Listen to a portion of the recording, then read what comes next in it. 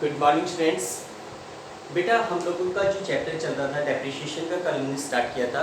उसमें मैंने आप लोगों को डेप्रिसिएशन प्रोवाइड करने के मेथड्स के बारे में बताया था, जिसमें हमारा फर्स्ट मेथड था स्ट्रेट लाइन मेथड। ठीक है, जिसमें मैंने बताया था कि according to straight line method immediate depreciation is provided on the original cost of the assets. It means अगर हमने किसी भी एसेट्स को 1 लाख रुपीस में परचेज किया है और उसके ऊपर depreciation rate at the rate of 10% है, तो हर साल 1 लाख के ऊपर 10%, इट मींस 10,000 रुपीस का डेप्रिसिएशन चार्ज किया जाएगा। For every year depreciation will be rupees 10,000।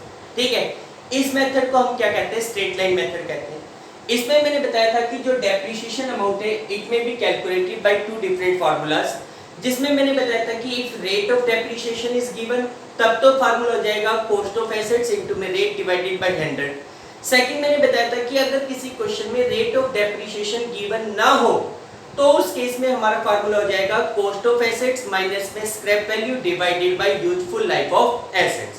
इस तरीके से आप डेप्रिसिएशन अमाउंट को कैलकुलेट करेंगे, डेप्रिसिएशन के अमाउंट को निकाला जाएगा। अब ये तो बात हो गई डेप्रिसिएशन के अमाउंट को कैलकुलेट करना है। इसमें भी एक बात ध्यान रखना कि जैसे हमने यहाँ पे 10,000 रुपीज निकाले, this is the depreciation for the complete year, पूरे साल का। अगर किसी पर्टिकुलर एसेट्स को आपने 6 मंथ यूज किया है, भाई मान लो हो सकता है कि आपका फाइनेंशियल ईयर अडॉप्ट हो रहा है 1 अप्रैल से 31 मार्च तक का, लेकिन आपने किसी एसेट्स को परचेज किया है 1 अक्टूबर को, तो अक्टूबर, नवंबर, दिसंबर, जनवरी, फरवरी, मार्च 6 मंथ तक आपने एसेट्स को यूज किया तो 6 मंथ का ही डेप्रिसिएशन लगेगा उस ईयर में। नेक्स्ट ईयर में कंप्लीट ईयर का लग जाएगा। ठीक है, इस तरीके से आप डेप्रिसिएशन अमाउंट को कैलकुलेट कर लेंगे। अब बात करते हैं इस मेथड में ट्रांजैक्शन को रिकॉर्ड करना या अकाउंटिंग ट्रीटमेंट। देखो बेटा, बात करते हैं अकाउंटिंग ट्रीटमेंट।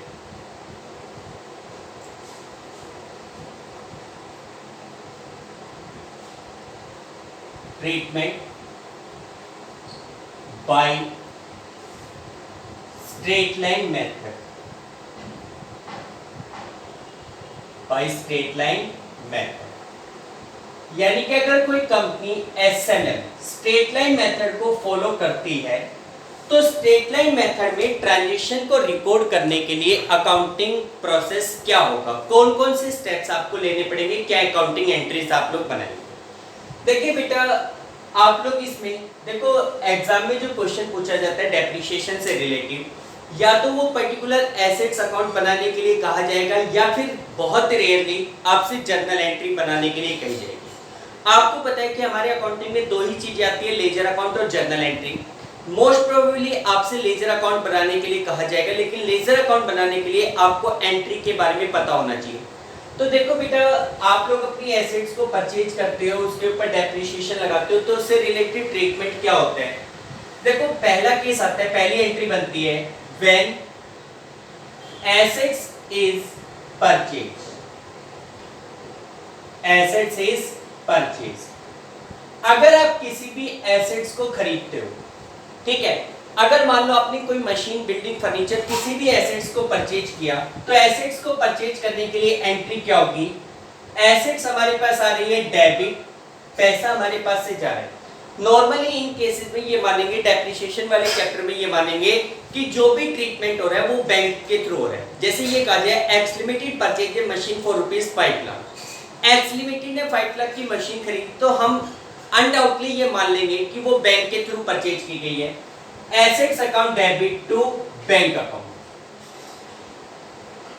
ठीक है, assets account debit to bank account. अच्छा, इसी एसेट्स को परचेज करते समय अगर किसी भी प्रकार का कोई जीएसटी भी पे किया गया है तो उसके लिए एंट्री हो जाएगी assets account debit input GST, चाहे वो सीजीएसटी, एसजीएसटी लगे या फिर आईजीएसटी लगे, input GST account debit to bank account. लेकिन उस जीएसटी का एसेट्स की कॉस्ट के ऊपर कोई फर्क नहीं पड़ता, that is not a part of the cost of assets. आप लोगों को बताया हुआ है, अगर आप किसी फिक्स एसेट्स को परचेज करते हो, उसके ऊपर आप किसी भी प्रकार का कैरेज वगैरह देते हो, तो that is a part of the cost of assets. अब अब इसी में हमारे पास सेकंड एंट्री होती है। अगर मान लो आपने एसेट्स को परचेज करने के बाद इमीडिएटली उस एसेट्स के ऊपर कोई भी अमाउंट स्पेंड किया, इफ एनी अमाउंट या फिर expense spend immediately on purchase of assets, on purchase of assets. अगर आपने किसी भी एसेट्स को परचेज किया और इमीडिएटली उसके ऊपर कोई भी खर्चा किया गया है, भाई आपने उसके ऊपर कोई रिपेयर, कोई वेजेस, कोई इंस्टॉलेशन चार्जेस कुछ भी पे किया है, तो वो एक्सपेंस भी एसेट्स की कॉस्ट में ऐड होगा, जिसके लिए एंट्री होगी assets account debit to bank. वो भी part of cost of assets माना जाएगा, वो कॉस्ट ऑफ एसेट्स माना जाएगा। ठीक, ये दो एंट्री होती है जब आप किसी एसेट्स को परचेज करते हो या इमीडिएटली उसके ऊपर कोई भी एक्सपेंस करते हो। उसके बाद एट एंड ऑफ ईयर, साल के अंत में, भाई जैसे आज आपने किसी एसेट्स को परचेज कर लिया, ठीक है, आपने उस एसेट्स को यूज किया पूरे साल भर में, मतलब कि फाइनेंशियल ईयर की एंडिंग तक आपने उस एसेट्स को यूज कर लिया। जैसे ही हमारा फाइनेंशियल ईयर क्लोज होने वाला होगा, हम उस एसेट्स के ऊपर डेप्रिसिएशन लगाएंगे at end of year for charging depreciation. हमारी थर्ड एंट्री होगी at end of year for charging depreciation on assets, depreciation on assets.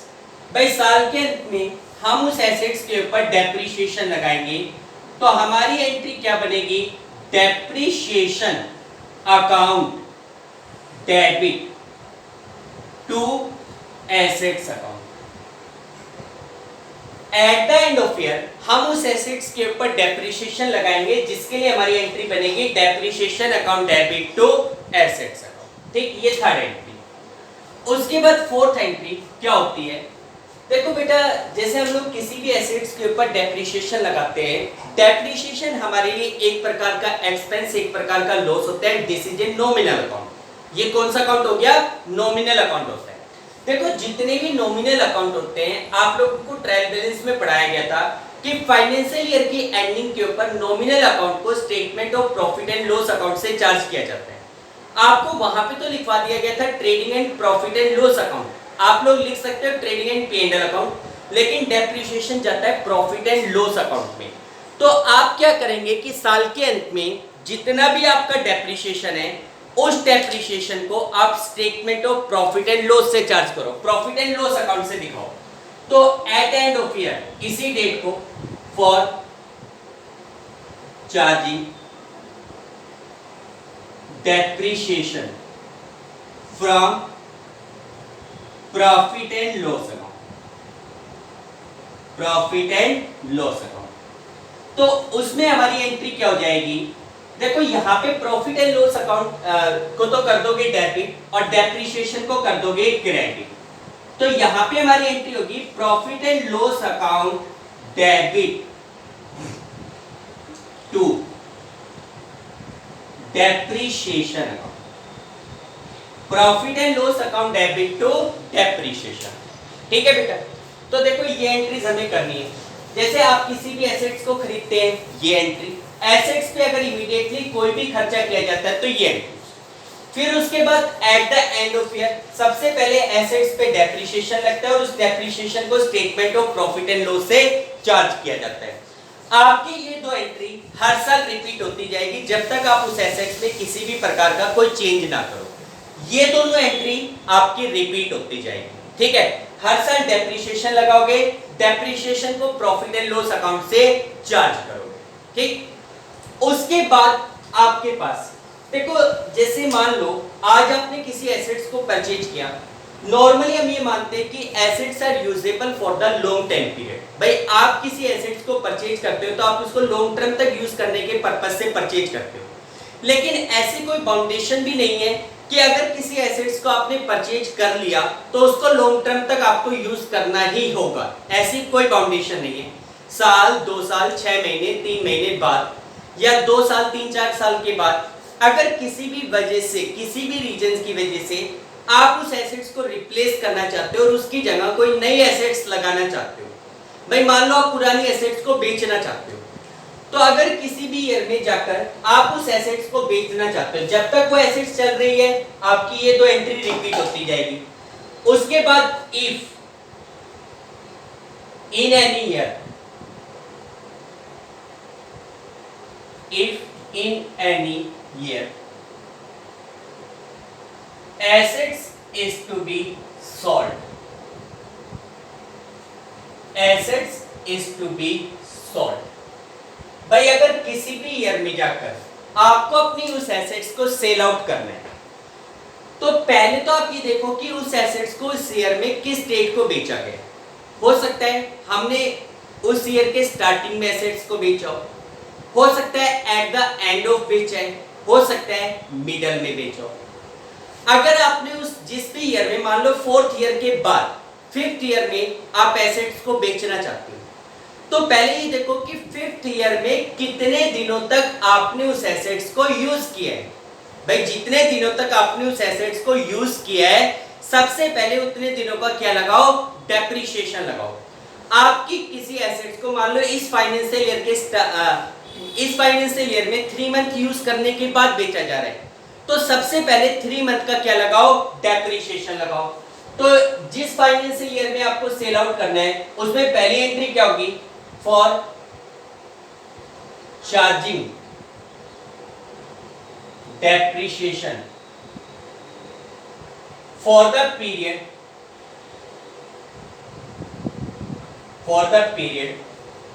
for which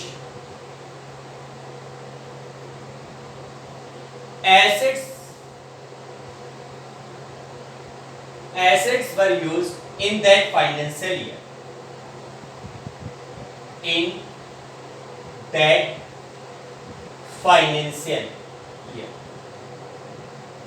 भाई सबसे पहले तो ये देखो कि उस फाइनेंशियल ईयर में आपने उस एसेट्स को कितने दिनों तक यूज किया। जितने भी दिनों तक आपने एसेट्स को यूज किया है उतने टाइम पीरियड का आप उस एसेट्स के ऊपर डेप्रिसिएशन लगाएंगे। अगर आपने किसी पर्टिकुलर एसेट्स को जिस फाइनेंशियल ईयर में सेल आउट करने जा रहे हो 3 मंथ तक यूज किया, 3 मंथ का डेप्रिसिएशन लगा दो। डेप्रिसिएशन लगाने की एंट्री सेम हो जाएगी, depreciation account debit to assets account. क्या एंट्री बनेगी, depreciation account debit to assets. सबसे पहले उस फाइनेंशियल ईयर में आपने एसेट्स को कंज्यूम किया है, यूज किया है, जिसकी एंट्री बनेगी depreciation account debit to assets. ठीक, अब इसके बाद आप एसेट्स को सेल आउट करोगे, तो हमारी सेकंड एंट्री बनती है फॉर सेल ऑफ एसेट्स। अब आप उस एसेट्स को सेल आउट कीजिए। देखो एसेट्स को सेल आउट करोगे, पैसा आएगा, एसेट्स आपके पास से जाएगी, आपकी एंट्री बनेगी bank account debit to assets account. Bank account debit to assets account. आपने एसेट्स को सेल आउट किया, आपकी एंट्री बन गई, पैसा आ रहा है bank account debit to assets account, आपने सेल कर दिया। सेल करने के बाद आप ये देखोगे, जैसे भाई मान लो कोई पर्टिकुलर एसेट्स आपने 1 लाख रुपीस में परचेज की थी, आपने उसके ऊपर 10% डेप्रिसिएशन लगाया। इस मींस हर साल 10,000 रुपीस का depreciation. First year 10,000, second year 10,000, third year 10,000। अब 3 साल का डेप्रिसिएशन लगाने के बाद मान लो आपकी बुक में वो एसेट 70,000 रुपीस की है। एसेट्स की जो बुक वैल्यू है वो 70,000 रुपीस की है। लेकिन मुझे एक बात बताइए कि जब आप उस एसेट्स को मार्केट में सेल आउट करने जाओगे, मार्केट में अगर आप उस एसेट्स को बेचोगे, तो क्या ये 100% श्योर है कि आपको उस एसेट्स के एग्जैक्टली 1 लाख रुपीस मिल जाएंगे, 70,000 मिल जाएंगे जो उसकी बुक वैल्यू है? नहीं, ऐसा तो जरूरी नहीं है। मे बी पॉसिबल कि वो एसेट्स मार्केट में आपकी 80 में बिके और क्वाइट पॉसिबल कि वो 60 में बिके। दोनों बात पॉसिबल है। कहने का मतलब एसेट्स जितने पे बिकेगी वो उसकी बुक वैल्यू से डिफर हो सकती है। तो ऐसी सिचुएशन में उस एसेट्स को बेचने से आपको प्रॉफिट भी हो सकता है और आपको लॉस भी हो सकता है, दोनों बात पॉसिबल है। अगर आपकी बुक में एसेट 70 की है, आपने सेल आउट किया 60 में, तो 10,000 का लॉस। अगर एसेट्स की वैल्यू 70 की है बुक में और आपने उसको सेल आउट किया 75 में, तो 5,000 का प्रॉफिट, दोनों बात पॉसिबल है। तो अगर मान लो दोनों में से कोई भी होगा एक, या तो प्रॉफिट या लॉस, जो भी होता है, उस प्रॉफिट एंड लॉस को प्रॉफिट एंड लॉस अकाउंट से चार्ज किया जाता है। बेटा यहाँ पे थोड़ा सा बता देता हूं, अब कंपनियों के लिए प्रॉफिट एंड लॉस अकाउंट की जगह स्टेटमेंट वर्ड यूज किया जाता है। तो यहाँ पे आप लिखना statement of profit and loss word लिख लेना, ठीक है। Statement of profit and loss, profit and loss account भी लिख दोगे, गलत नहीं है, क्योंकि आपके पास सोल प्रोप्राइटरशिप फर्म चल रही है। तो देखो, अगर हमारे पास मान लो for loss on sale of assets, भाई मान लो आपने एसेट्स को सेल आउट किया और एसेट्स को सेल आउट करने के ऊपर आपको लॉस हो, जितने का भी लॉस एसेट्स को बेचने से हो रहा है, that will be charge from statement of profit and loss. Loss होता है तो statement of profit and loss को करोगे डेबिट, आपकी एंट्री होगी statement of profit and loss debit to assets account, statement of profit and loss debit to assets account. ये तो है लॉस की एंट्री, और अगर प्रॉफिट है तो इसकी एंट्री रिपीट हो जाएगी assets account debit to statement of profit and loss, ठीक है भाई। ये हमारे पास अकाउंटिंग ट्रीटमेंट है under the straight line method. फिर एक बार रिवाइज करवा रहा हूं, एसेट्स को अगर परचेज करते हो तो एसेट्स टू बैंक, इमीडिएटली कोई एक्सपेंस किया जाए तो assets account debit to bank, ठीक। उसके बाद at the end of year आप उस एसेट्स पे डेप्रिसिएशन लगाते हो, जिसकी एंट्री होती है depreciation account debit to assets. उस डेप्रिसिएशन को statement of profit and loss से चार्ज किया जाता है, एंट्री होती है statement of profit and loss debit to depreciation, ठीक। ये दोनों एंट्री हर साल आपकी रिपीट होती जाएगी जब तक आप उस एसेट्स को यूज करोगे। किसी भी फाइनेंशियल ईयर में जाके साल, 2 साल, 4 साल, 5 साल के बाद अगर मान लो आपको उस एसेट्स को रिप्लेस करना है, आपके लिए वो एसेट डिस्क्रेट हो गई, तो आप उस एसेट्स को मार्केट में बेच भी सकते हो। लेकिन पहले तो ये देखोगे कि उस फाइनेंशियल ईयर में जिसमें आप बेचने जा रहे हो, उस फाइनेंशियल ईयर में आपने उस एसेट को कितने दिनों तक यूज किया।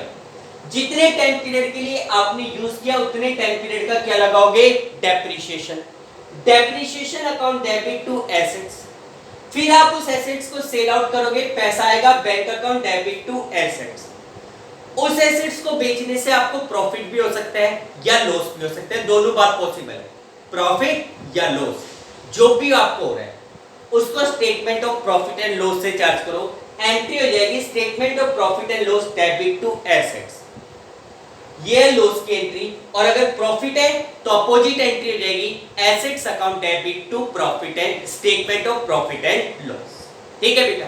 ये आपके पास अकाउंटिंग एंट्रीज है।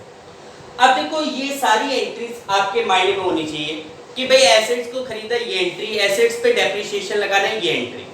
Eight the end of year जितना जो भी डेप्रिसिएशन लगाना है, ये एंट्री। किसी भी पर्टिकुलर ईयर में अगर एसेट्स को सेल आउट करना है तो ये एंट्री, ठीक है, एंट्री आपके माइंड में होनी चाहिए। अब देखो, मोस्ट प्रोबेबली 99% इस चैप्टर से आपसे लेजर अकाउंट बनाने के लिए कहा जाएगा, एसेट्स का अकाउंट बनाने के लिए कहा जाएगा। देखो, किसी भी एसेट्स का अगर अकाउंट बनाना है तो उसके लिए एंट्री आपके पास क्लियर होनी चाहिए। अगर मान लो आपको कोई भी एसेट्स अकाउंट बनाना है, जैसे हम लोग एक स्पेसिमेन बता देते हैं कैसे बनेगा।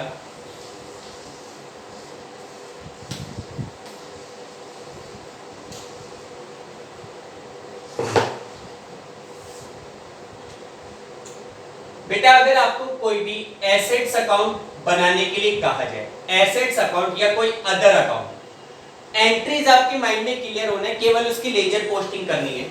पहले तो फॉर्मेट देख लो, date particular amount, date particular amount,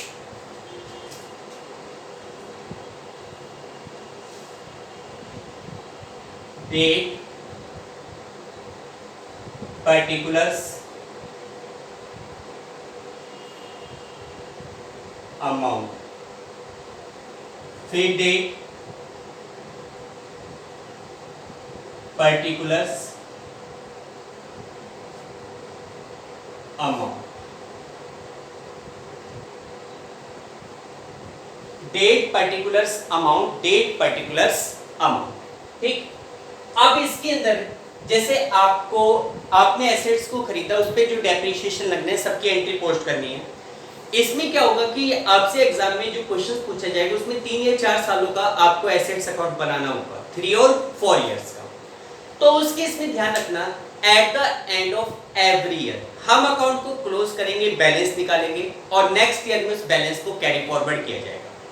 जैसे आपने मान लो किसी भी फाइनेंशियल ईयर में एसेट्स को परचेज किया, तो एंट्री क्या होती है, assets account debit to bank account. Assets की डेबिट साइड में जैसे मान लो 2018 1 जनवरी को आपने एसेट्स को खरीदा, assets account debit to bank account. अब आपको लेजर पोस्टिंग करना आता है, एसेट्स टू बैंक, तो एसेट्स अकाउंट के डेबिट साइड में क्या लिख दिया जाएगा, टू बैंक अकाउंट। जितना भी अमाउंट है वो यहाँ पे लिखा जाएगा। अगर इमीडिएटली आपने कोई भी एक्सपेंस किया उसी टाइम, जरूरी नहीं कर दिया तो क्या एंट्री होगी, तो भी एंट्री क्या होगी, assets account debit to bank. तो एसेट्स अकाउंट के डेबिट साइड में टू बैंक अकाउंट, ब्रैकेट में लिख दो एक्सपेंस। ठीक है, जो भी एक्सपेंस है, ये दोनों मिलकर एसेट्स की कॉस्ट बन जाएगी। अब हम क्या करेंगे कि eight the end of year, जैसे ही हमारा फाइनेंशियल ईयर क्लोज होना है, हम लोग उस एसेट्स के ऊपर at the end of year depreciation लगाएंगे। हमारी एंट्री बनेगी depreciation account debit to assets. अब इस एंट्री के अकॉर्डिंग एसेट्स क्रेडिट हो रही है, तो क्रेडिट साइड में 31 दिसंबर को eight the end of year, वो 31 मार्च भी हो सकता है, 31 दिसंबर भी, जैसा भी क्वेश्चन में दिया गया उसके ऊपर डेप्रिसिएशन लगाएंगे। तो बाय डेप्रिसिएशन अकाउंट डेप्रिसिएशन लगा दें। ठीक, डेप्रिसिएशन को स्टेटमेंट ऑफ पी&एल से चार्ज करना है, statement of P&L to depreciation, उसमें एसेट्स का कोई जिक्र नहीं है। अगर आपसे क्वेश्चन में डेप्रिसिएशन अकाउंट भी बनाने के लिए कहा गया है तो उस अकाउंट को भी सेपरेटली मेंटेन करेंगे। एंट्री आपके माइंड में होनी चाहिए लेजर पोस्टिंग करनी। अब आपने डेप्रिसिएशन लगा लिया eight the end of year, financial year में और कुछ नहीं हो रहा, तो हम लोग क्या करेंगे, इस अकाउंट को क्लोज करेंगे और इसका बैलेंस फाइंड आउट करेंगे। यहां पे लिखेंगे बाय बैलेंस कैरीड डाउन। ठीक है, ये हमारा फर्स्ट ईयर क्लोज हो गया, फर्स्ट ईयर क्लोज हो गया। उसके बाद सेकंड ईयर की स्टार्टिंग करेंगे 2019 1 जनवरी से। सबसे पहले जो प्रीवियस ईयर के एंड में जो बैलेंस था उस बैलेंस को ब्रोक डाउन किया जाएगा। यहां पे लिखा जाएगा टू बैलेंस ब्रॉट डाउन, जो भी बैलेंस है वो बैलेंस आपने दिखा दिया। ठीक, इसके बाद इस ईयर में अगर किसी अदर एसेट्स को फिर खरीदा गया, भाई पिछले साल एक मशीन खरीदी थी, इस साल एक और मशीन खरीद ली, तो एंट्री कर दोगे machine account debit to bank. अगर कोई और मशीन है तो टू बैंक अकाउंट। अगर आपने कोई और मशीन खरीदी या कोई भी एसेट्स खरीदी, अच्छा, इनको डिफरेंशिएट करने के पर्पस से अगर एक से ज्यादा एसेट्स है तो आप उनको नोटेशन करते जाए, एसेट्स नंबर 1, यहां पे एसेट्स नंबर 2। ठीक, उसके बाद आप क्या लगाओगे, eight the end of year depreciation, तो यहां पे लिख देंगे बाय डेप्रिसिएशन।